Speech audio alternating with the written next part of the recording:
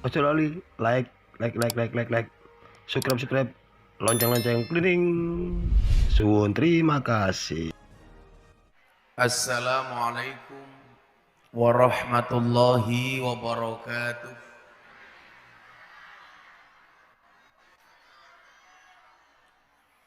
Alhamdulillahi rabbil alamin wa kafa. Assalatu wassalamu ala sayyidina Muhammadinil Mustafa wa ala alihi wa sahbihi ahli sidqi wal wafa. Rabbi srohli sodri wa yasirli amri wahlul uqdata min lisani yafqahu qawli. Amma ba'du. Hadratal muhtaramin, para masyayikh, para kiai, para habaib, tokoh agama, tokoh masyarakat, para sepuh bini sepuh, takmir masjid dan musola yang saya muliakan, para pejabat yang berkenan hadir dalam semua tingkatannya, termasuk TNI Polri yang saya hormati, segenap panitia pengajian dalam Habah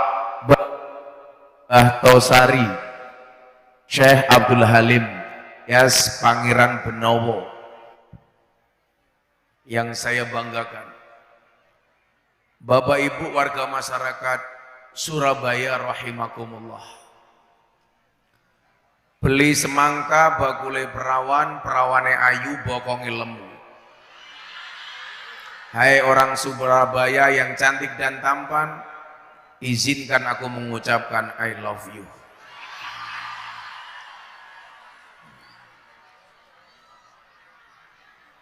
Bersyukur malam hari ini kita semuanya diizinkan oleh Allah bertemu di salah satu makam atau petilasan yang cukup bersejarah di Surabaya. Bapak Ibu yang saya muliakan, dikatakan dalam surat Yasin, Bismillahirrahmanirrahim, Inna nahnu nuhyil mauta wa naktubu ma qaddamu wa atharahum wa kulla syai'in ahsainahu fi imamin mubin. Pada saatnya nanti semua yang hidup ini yang akan dikenal adalah asarnya. Asar itu artinya apa? Bekasnya. Yang akan dikenang apa? Tinggalannya. Yang akan dikenang apa? Petilasannya. Maka saya sering mengatakan hidup itu tidak hanya sekedar napak tilas, tapi harus meninggalkan petilasan. Hari ini kita hadir di sebuah petilasan.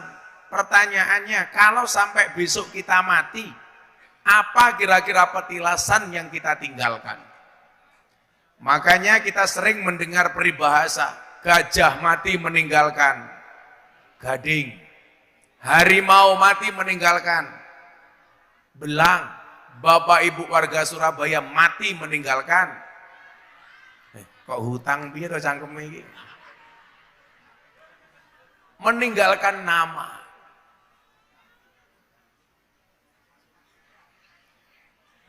Itu apa, Pak? Kotak tisu kayak kurungan manuk.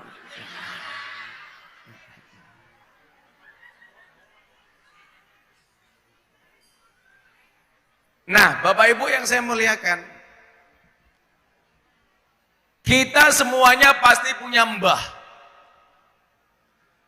Kita punya nasab masing-masing. Makanya salah satu fungsi mengenal nasab itu menurut Kanjeng Nabi adalah a'rifu angsabakum tasilu arhamakum. Ketahuilah nasabmu. Tujuannya untuk apa? Untuk menyambung tali silaturahmimu.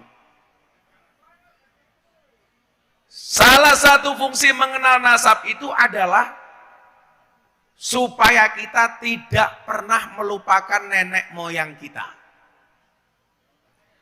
Maka orang Jawa kemudian membuat kalimat, bagaimana kemudian orang Jawa itu memperkenalkan mbah-mbah kita, bahkan sampai nomor 18. Dari bahasa anak sampai terah tumerah, itu mencoba diperkenalkan kepada anak cucu kita. Milon jenengan persani, wong Jawa itu kalau membuat urutan, nomor 1 sampai 18, Pak. Nomor 1 itu namanya anak, kemudian putu, kemudian buyut, kemudian canggah, kemudian wareng, kemudian udek-udek, gantung siwur, gerobak sente, debok bosok, galih asem, gerobak waton. Niku cara wong Jawa. Cendeng, giyeng, cumpleng, ampleng, menyaman, menyo-menyo, terah tumirah. Anak sekarang sudah banyak yang lupa. Mungkin disuruh menyebutkan 5 mbahnya saja nggak hafal. Gus Miftah hafal apa mboten? Kita lihat. Miftah Maulana Habibur Rahman. Punya Bapak Kiai Muhammad Muradi. Di atasnya Muhammad Boniran. Di atasnya Muhammad Usman. Di atasnya Kiai Jalal Iman. Di atasnya Madarum. Di atasnya Kiai Ilyas. Di atasnya kelewat siji. Miftah Maulana Habibur Rahman, Kiai Muhammad Muradi, Kiai Muhammad Boniran, Kiai Muhammad Usman, Kiai Jalal Iman, Karyonawi, Madarum, Ilyas, Muhammad Besari, 9. Siapa itu Muhammad Besari? Walinya Ponorogo. Di makam Tegal Sari, Kecamatan Jetis. Muhammad Besari punya bapak, urutan saya ke-10. Namanya siapa? Anom Besari. Makamnya di Caruban. Anom Besari punya bapak Abdullah Mursad. Makamnya di Kediri. Punya bapak Raden Demang. Punya bapak Pangeran Demang. Punya bapak Panembahan Praworo. Punya bapak Susuhunan Wirasmoro. Punya bapak Sultan Trenggono. Punya bapak Raden Patah. Punya bapak 18 Prabu Brawijaya. Aku hafal, bro.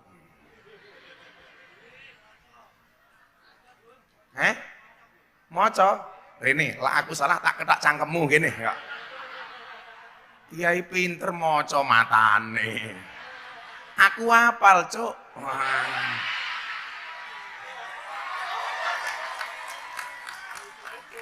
Wong mataku ngene kok moco ya apa moco cangkemmu.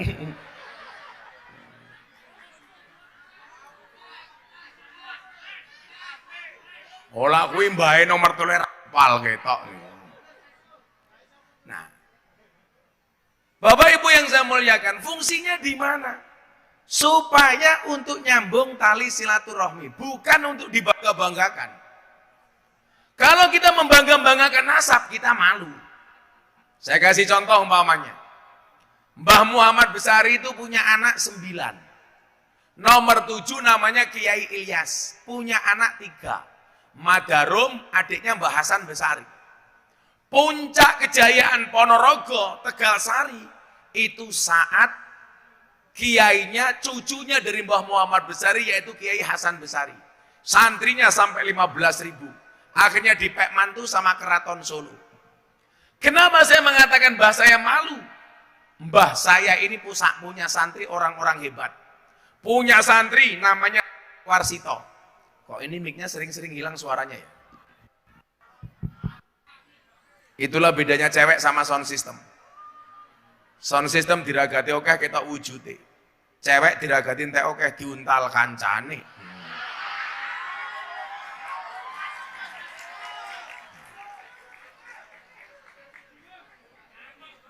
Cewek sing biasa diuntal kancane niku biasanya ciri-cirine jilbabe pink.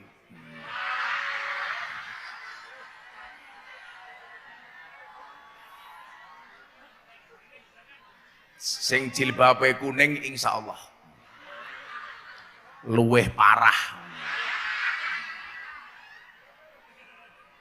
Mbah saya Muhammad Besari itu punya banyak murid top. Ada Ronggo Warsito. Ronggo Warsito itu penjaga keraton Solo. Yang beliau mengatakan Indonesia akan dipimpin oleh 7 kepemimpinan. Dari Satrio Kinunjoro Murwo Kuncoro sampai terakhir. Satrio Hambukaning Gapura gelar kloso tanpa ngegai. Kemudian muncul lagi Satrio yang terakhir. Itu Ronggo Warsito. Dia punya murid yang lahir di Yogyakarta atas nama Ontowiryo. Bapak Ibu, Anda tahu siapa nama komplit Ontowiryo? Nama komplitnya adalah Kiai Haji Bendoro Raden Mas Abdul Hamid Ontowiryo Mustahar Heru Cokro Senopati ing Ngalogo Sayyidin Panatagomo Amirul Mukminin Khalifatullah Tanah Jawa pahlawan Goa Selarong Pangeran Diponegoro. Kenapa saya malu ngomong mbah saya?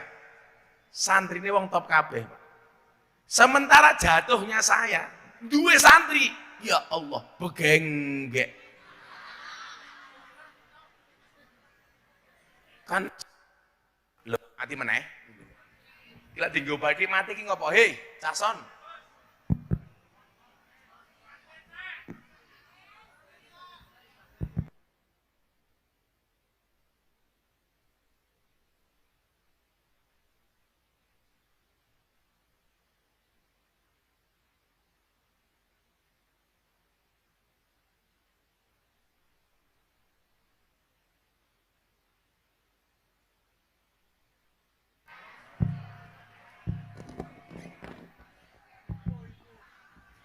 Cek info sone bosok info.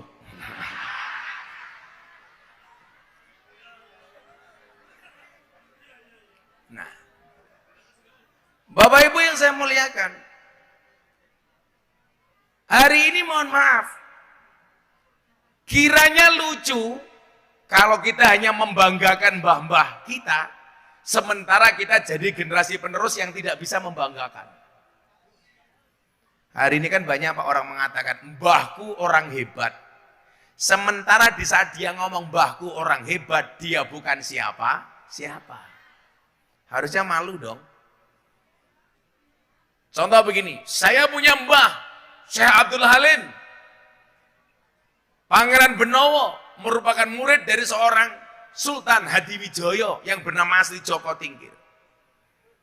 Kalau kita hanya membanggakan mbahku ampuh, Pangeran Benowo bin Joko Tingkir Sultan Hadiwijoyo, Kerajaan Pajang. Pertanyaannya adalah, di saat kita ngomong seperti itu, posisi kita di mana? Makanya saya sering bilang, Pak, Gus-gus itu bebannya besar. Bebannya di mana? Menceritakan kehebatan bapaknya, sementara dia bukan siapa-siapa. Makanya dulu, ketika saya mau dipek mantu sama kiai besar, saya nolak, Pak. Bukan masalah sombong. Saya nolak kalau saya dipek mantu kiai besar. Kenapa saya pengen dipek mantu kiai besar? Ya wajar, aku ganteng kok.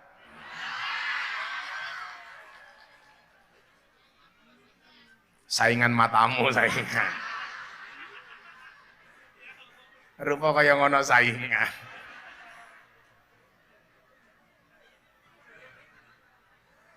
Saat itu saya mikir begini, Pak. Wasyarul alamina daul khumuli idza fakhartahum dakarul jududa. Generasi yang paling jelek itu generasi apa?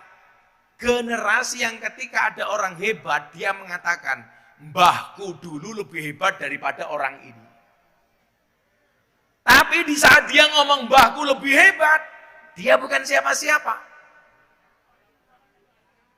Generasi yang paling hebat itu siapa? Wa khairun nasi du hasabin qadimin aqama li nafsihi hasbang jadida. Manusia terbaik itu adalah dia terlahir dari simbah yang hebat, tetapi dia mampu berdiri sendiri dengan membuat nasabnya sendiri, dengan membuat generasi sendiri. dengan membuat nasib sendiri. Yang perlu diingat adalah nasab tidak berbanding lurus dengan nasib, apalagi dengan nisab. Makanya hari ini banyak orang kelahi. Saya bilang hari ini banyak orang bermusuhan bukan karena beda pendapat, tapi karena beda pendapatan. Makanya sorry Bapak-bapak, Pak Polisi, Pak Tentara, semua Pak Kiai yang duduk di sini, Pak Camat, semuanya deh, mohon maaf. Kita berada di atas panggung yang sama, tapi dengan amplop yang berbeda.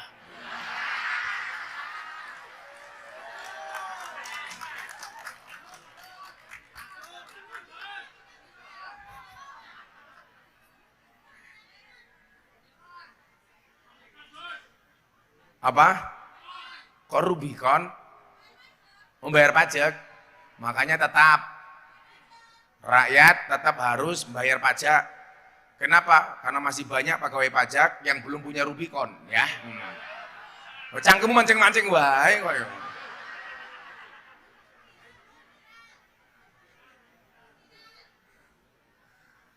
Nah, Bapak Ibu yang saya muliakan, ketika memberikan cerita tentang mbah yang kita hauli, dalam hal ini hari ini kita memperingati haulnya Pangeran Benowo. Apa salah satu yang harus kita bicarakan dari sebuah haul? Yang harus kita bacakan adalah Manaqibul Mutawaffa, riwayatnya yang kita hauli. Saya hanya akan cerita sedikit tentang Pangeran Benowo, bagaimana beliau itu orang yang sangat tidak rakus kekuasaan. Buktinya apa? Beliau tidak rakus kekuasaan, kita akan melihat setelah meninggalnya Sultan Hadiwijoyo. Pantesan kan mau ngusel-ngusel penyanyi nih, baik. Shallu ala Nabi Muhammad. Nah, Bapak Ibu, kalau kita melihat dari segi nasab bapaknya, Pangeran Benowo ini jelas orang hebat. Karena mempunyai bapak seorang Raja Pajang yang bergelar Sultan Hadiwijoyo. Padahal mohon maaf, Joko Tingkir itu sebenarnya tidak punya keturunan besar dalam satu riwayat.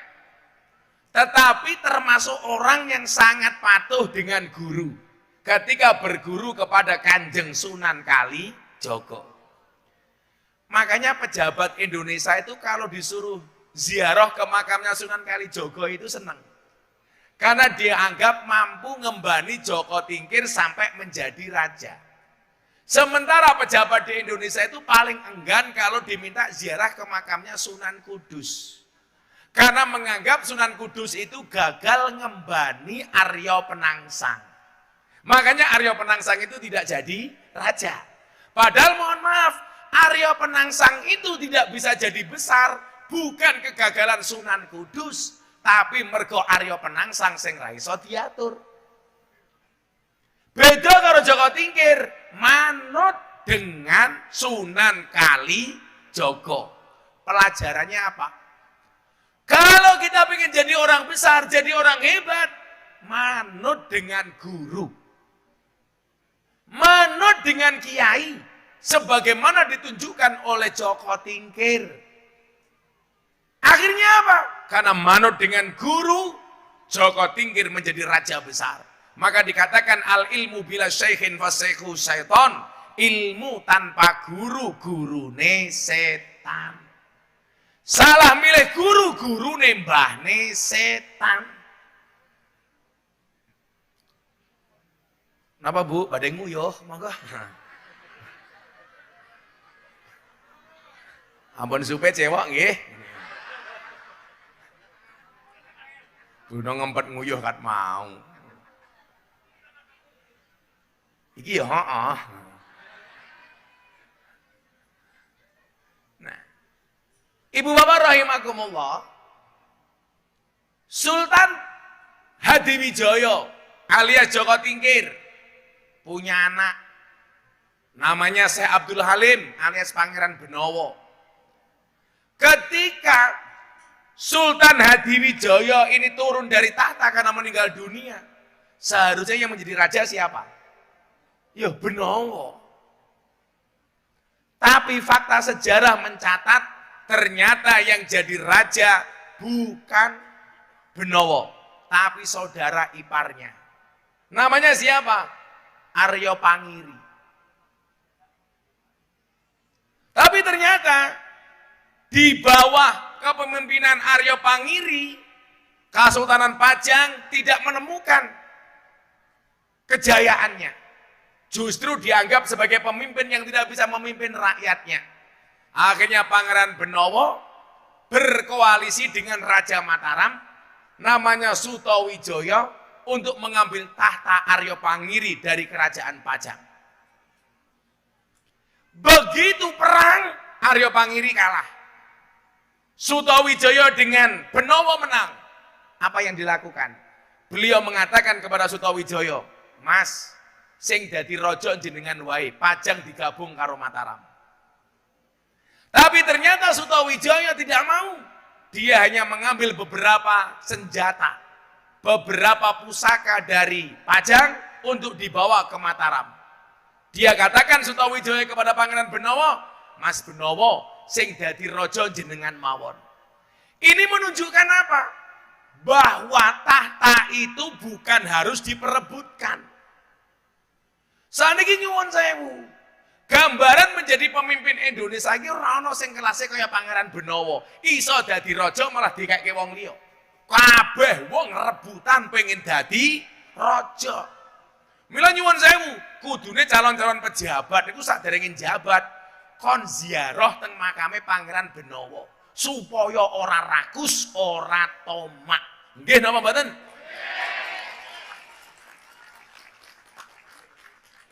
Nggih mboten Dan? Kan rata-rata coba menghalalkan semua cara. Apalagi kalau mau musim pemilu kayak gini, Pak, pusing saya ngaji. Di semua tempat pohon-pohonan isine gambare caleg. Bahkan setan, demit, jin, iblis lari dari pepohonan. Kenapa? Gumun delok gambare caleg cangkeme ramingkem-mingkem. Melengeh.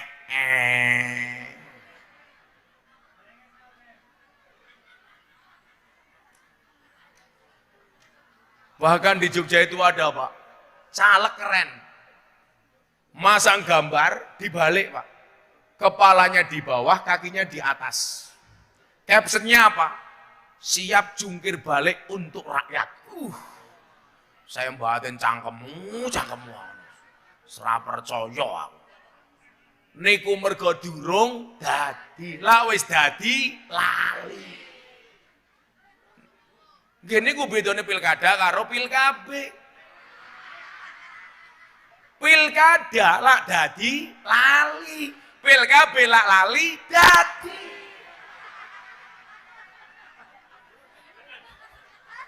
Ora percaya takono rondo.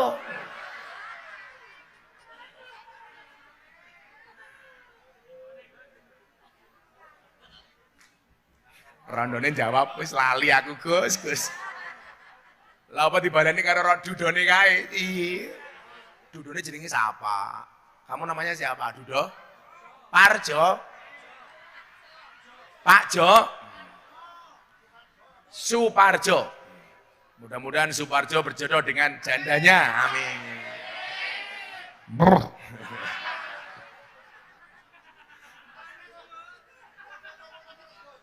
Kan mau Parjo mung selfie ya karo Mbak Wai. Iya. Santai aja, Jo. Persoalannya satu. Parjo karo Mbak Rondone iki beda pemikiran. Parjo mikir Rondone, Rondone mikir aku. Wah!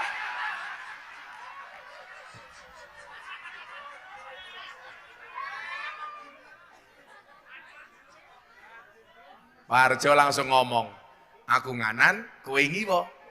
Akunya bertahan, kue karo wong liya. Ya, kayak gitu. Santai aja, Jo. Kalau jodoh pasti ketemu. Amin. Di mana ketemunya? Di pelaminan. Sebagai apa? Sebagai tamu.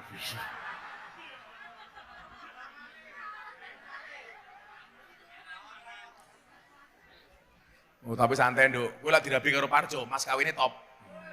Seperangkat alat maksiat beserta botol-botolnya. Oh, mana?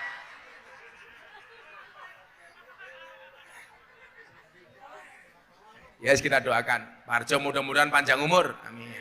Jadi wong sak donya mati parjo urip dhewe. Amin.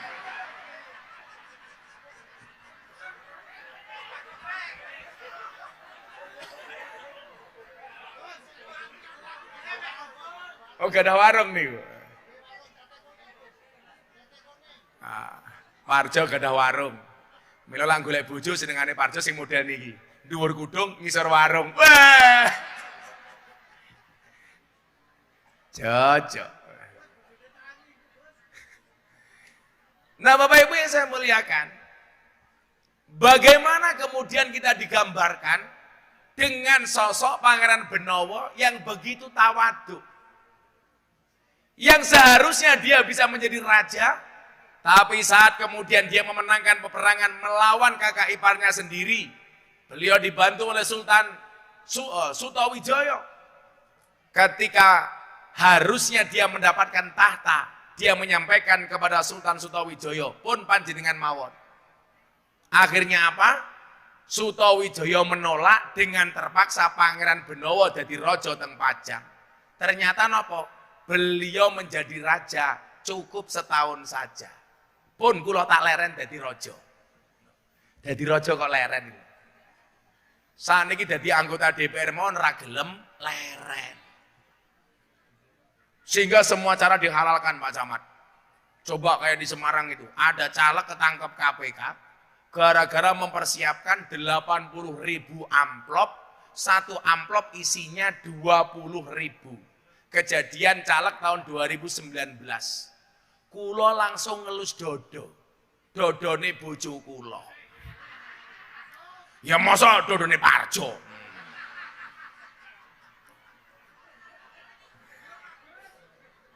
Coba bayangke Pak, suara rakyat 5 tahun dibeli 20.000. Ini kan penghinaan Pak. Nggih napa mboten? Wong Surabaya, rungono tenanan. Jangan sampai suara rakyat 5 tahun dibeli murah 20.000. Kula wingi takon ning Tretes Pringgen, begenggek sing paling murah sak jam 200.000.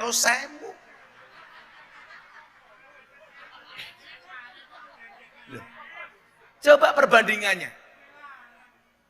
Masa begenggek sak jam 200.000, suara rakyat 5 tahun dibeli 20.000. Berarti lebih mahal begenggek. Hidup begenggek.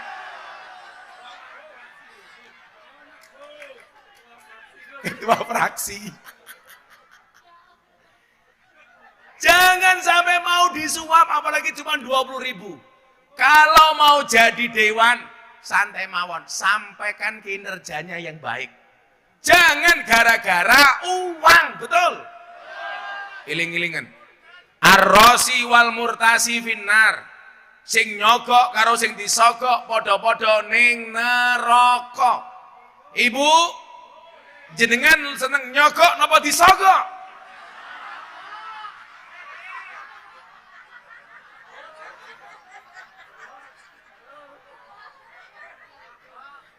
Ya Pak Dewan ya, kerja sing bener.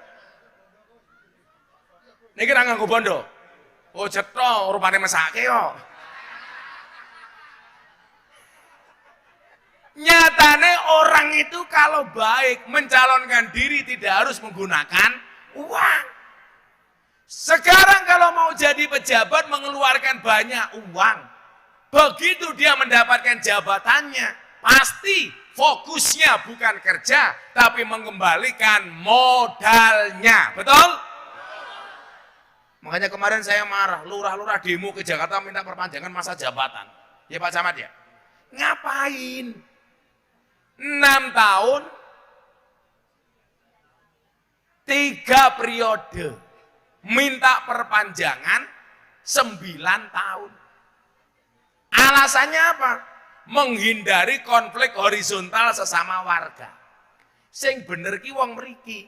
Kalau pengen menghindarkan konflik sesama warga, bukan minta perpanjangan masa jabatan, tapi ngundang kiai, pengajian, akur, Rakyatnya seneng, iki rondone ngopo meneh iki.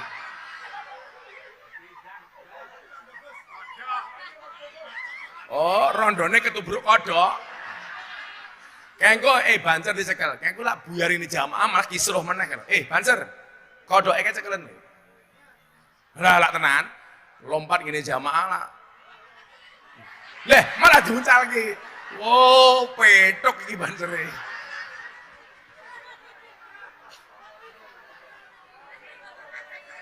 Kuwi mesti kodoke lanang kuwi. Mboten kodoke lanang, buktine sing ditubruk rondo. Iya.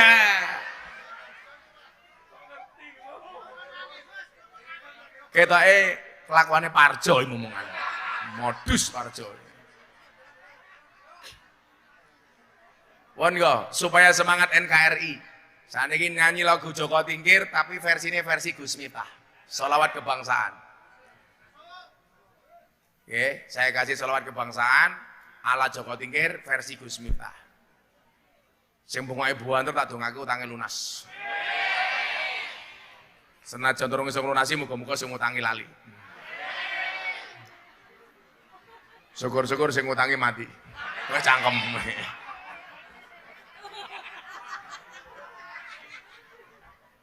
Mila nyuwun sewu. Kula niku ngerti. Ngaji kapan ketemu karo begenggek, kapan ketemu karo jamaah, kapan ketemu karo purel. Mangku purel.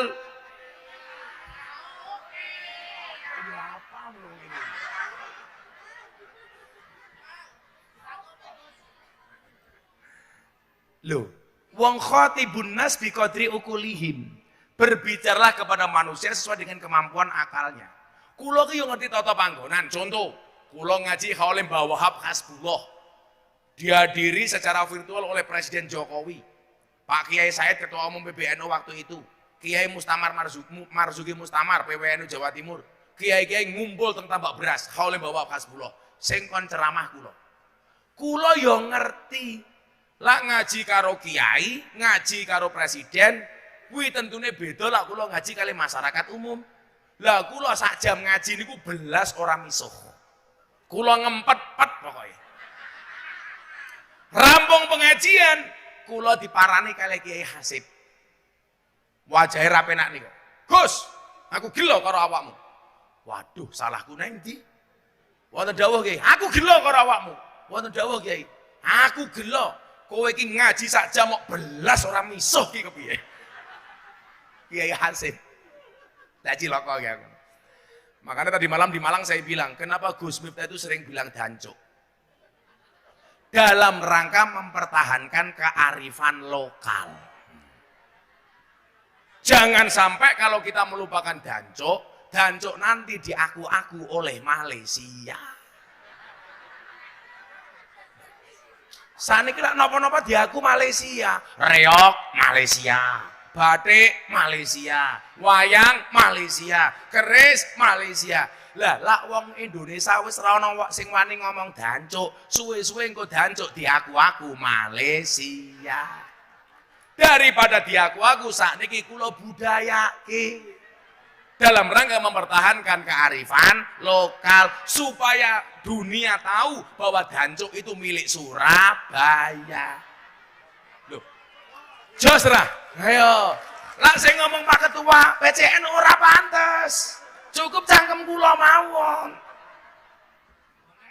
Kok Gus Miftah ngomong dancuk fasih, ya cetha wong ngerti ilmu tajwid. Jadi panjang pendeknya pas. Makharijul hurufe pas. Bahkan kadang-kadang aku ngomong dancuk nganggo ikhfa karo qalqalah, dancuk kok ngoten kuwi.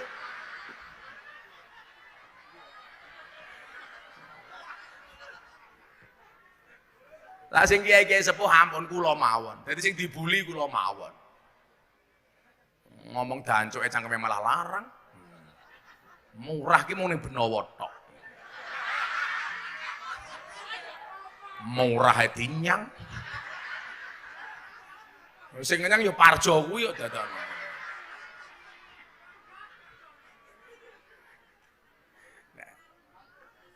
Tomak niku hurufnya berapa? Kenapa Pangeran Benowo tidak mau tomak? Tomak niku hurufnya telu. Tok, Mim ain. Tok niku bokonge gede awake cilik. Mim niku ndase gede sikile cilik. Ain cangkeme ombo wetenge gede. Kok kaya Parjo iki lho. Oh, heeh. Wetengmu aja gede-gede, Jo. Kula bola-bola ngomong wong lanang ki lak wetenge gede biasane manuke cilik.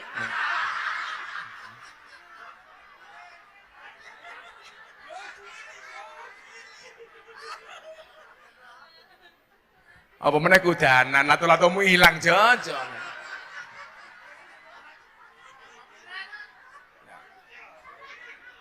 Contoh raja yang tidak tamak umpamane Nabi Sulaiman alaihi salam.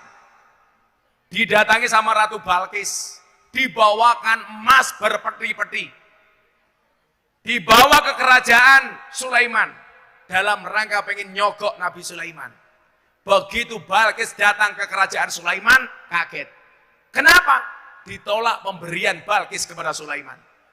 Emas berpeti-peti dibungkus dengan bagus diberikan kepada Sulaiman. Ternyata nyuwun sewu, yang dia lihat di kerajaan Sulaiman jauh lebih mewah dibandingkan apa yang dibawa oleh Ratu Balkis. Saya menyimpulkan Kiai nyuwun sewu, Kiai iki jan kudu sugih supaya ora gampang diremehke. Makanya kalau saya ditanya begini, Gus Miftah kok penampilannya keren? Loh, aku kira ngaji karo artis silit British kae. Kok penampilanku biasa-biasa saja, itu dihina Pak. Makanya Imam Abu Hasan Asadili itu tokoh Sadiliyah, dia tokoh sufi tapi kaya raya. Satu kuda yang tidak bisa dibeli oleh gubernur Mesir, dibeli sama Asadili. Pakaiannya baru, serbanya baru, tasnya mahal. Santri ini takon, Pak Kiai, Anda itu tokoh sufi. Kenapa pakaiannya mahal? Berarti Anda tidak zuhud cinta dengan dunia. Apa jawaban Abu Hasan Asadili? Aku sing duwe ra tau mikir, awakmu sing ra duwe malah mikir. Berarti sing ra zuhud awakmu. Padha kali tiyang Benowo. Wong ora duwe alpat kok dadak mikir. Kelak bane bocor nambale piro. Kan goblok, wong ora duwe kok melu mikir. Nggih napa mboten? Wong ora melu urun kok dadak takon Gus Miftah sangune piro.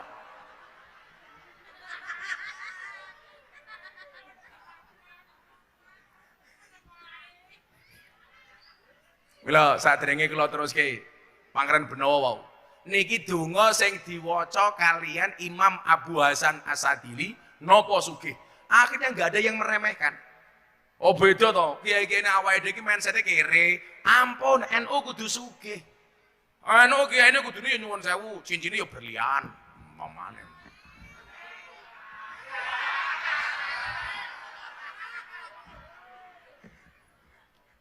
Blangkone larang. Kula nyumbang blangkon Muktamar NU Lampung kula dol siji payu 900 juta.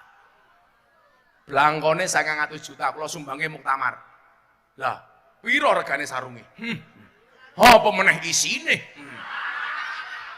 Isine blangkon. Sandale ya larang. Nyuwun sewu, ben ora diremehke. Mila kudu duwe usaha. Lho kiai sarunge nglinting. Sandale lili. Tase ana tulisane Konferencap NU Kota Surabaya. Serah menarik belas itu loh. Ambune PPO, halah minyak angin. Padha karo muslimat karo fatayat. Kula rasa ndelok seragame, kula iso bedake. Sego berkat rasane nikmat.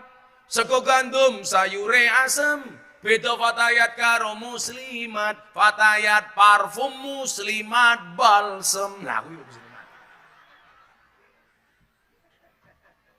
Niki dongane niki. Diwaca bareng-bareng. Dongane Imam Abu Hasan Asadili napa sugih? Diwaca bareng-bareng. Bismillahirrahmanirrahim. Rabbana wasi' alaina arzaqana wala tahjubna biha an ukhrana. Rabbana wasi' alaina arzaqana wala tahjubna biha an ukhrana. Ya Allah, kula nyuwun dumateng panjenengan mangambake rizki kula. Dan jangan pernah engkau jadikan harta itu menutupi akhirat saya. Amin. Gagal. Kiai enak pujiane melanggar masjid, ya Allah. Rugi donya ora dadi apa-apa, rugi akhirat bakal cilaka. Ya modar, Cuk.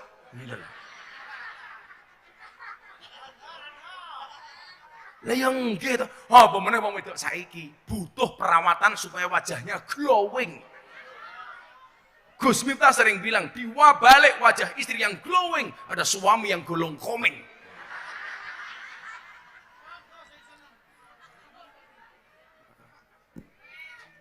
Lah wong Kanjeng Nabi niku nganti sugih, Pak. Keweden kok. Sampai Kanjeng Nabi ndonga. Kula wene dongane Kanjeng Nabi. Mang waca, Bismillahirrahmanirrahim.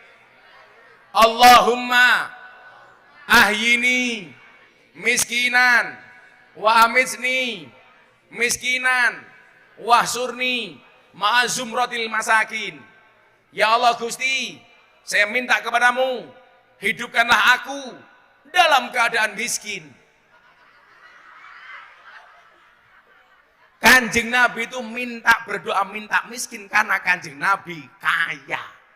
Kalau Bapak Ibu sing rawuh malam hari ini nggak usah berdoa minta miskin, wong nggak usah berdoa sudah.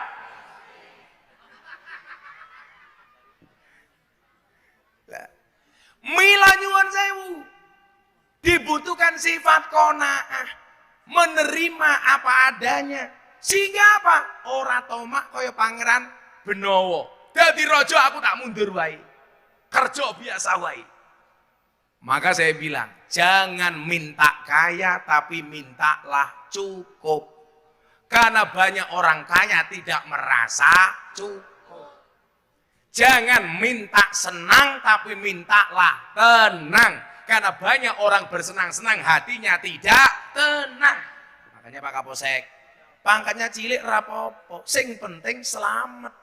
Daripada jenderal bintang 2 vonis mati.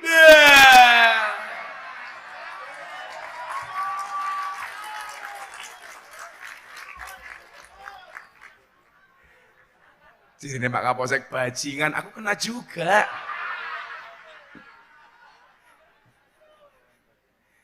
Untuk apa uangnya banyak kalau nggak selamat? Saya dikasih tahu teman, punya uang yang bersangkutan 99,9 triliun. Ya Allah, kuwi Parjo mati ping 100 urip meneh. Ora mungkin duitnya sakmono Parjo.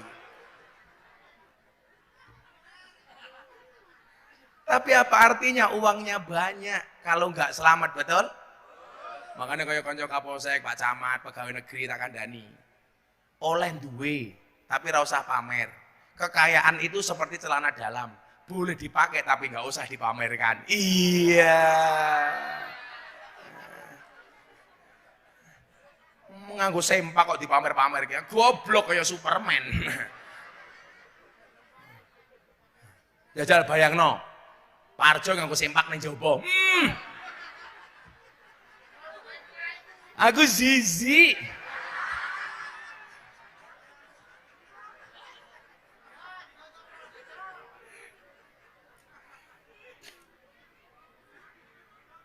Wong tomane ku rakus pun to.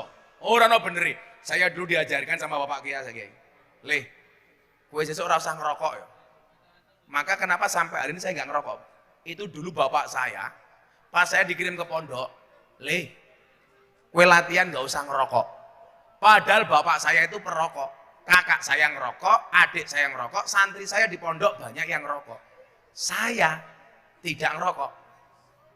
Mbak-mbak di belakang janda, kalau kamu cari suami seneng yang ngerokok apa enggak? Enggak, aku.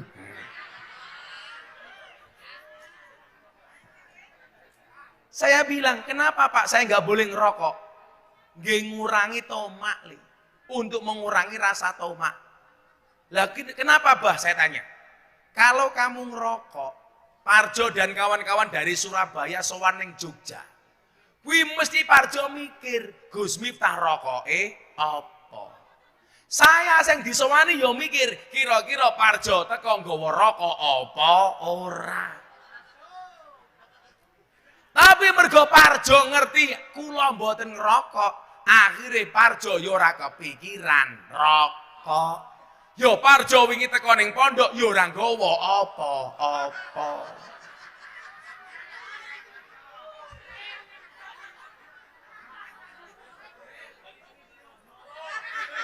Dan ngisin di sini wong benowo tak kandhani.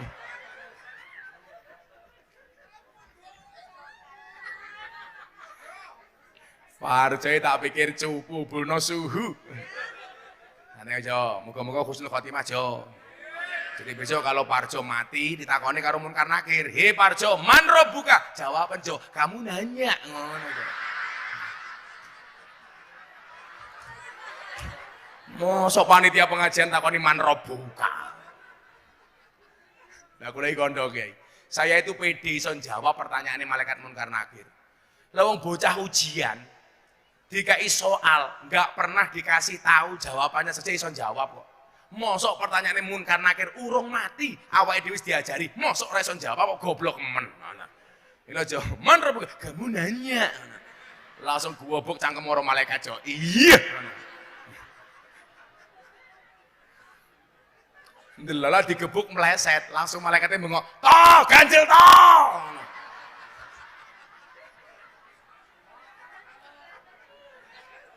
Wis tau yakin. Lah nderek ngaji apa meneh kudanan ikhlas, insyaallah sesuk iso jawab pitakone malaikat Munkar Nakir. Amin. Lah enggak, santai wae Jo. Umurmu piro Jo? 53. Santai wae Jo. Saya baru 41, Parjo 53. Yang perlu Parjo ingat, mati itu syaratnya tidak harus tua. Makanya walaupun Parjo lebih tua daripada Gus Miftah lebih muda daripada Parjo. Bisa jadi yang mati Parjo dulu. Bisa jadi.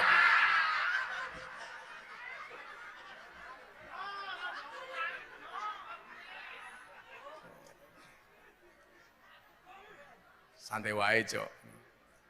Lah kula termasuk wong pede masuk surga niku napa nggih? Lah kula iki setahun iso ngaji 1000 lokasi. Masa dari 1000 lokasi itu enggak ada satupun yang mendatangkan rahmatnya Allah? Lah ya mungkin toh. Padahal orang itu masuk surga bukan karena banyaknya amal. Soalnya awake dhewe amal 24 jam kuwi ra bakal iso mbayar nikmate Gusti Allah.